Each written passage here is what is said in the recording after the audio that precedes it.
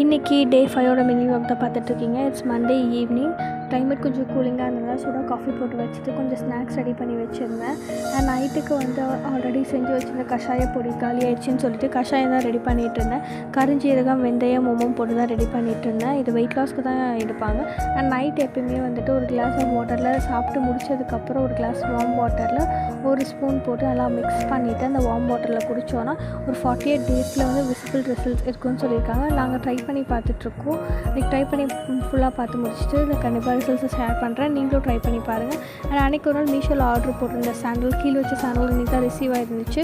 அதையும் அன்பாக்ஸ் பண்ணி பார்த்துட்டு இருந்தேன். இது ஒரு பிளாக் அண்ட் ஒயிட் காம்பினேஷன் இருந்துச்சு. And full black and full ஒயிட்டுமே இருந்துச்சு. இது வியர் பண்ணுறதுக்கு நல்லா கிரிஃபாக சாஃப்டாக இருந்துச்சு.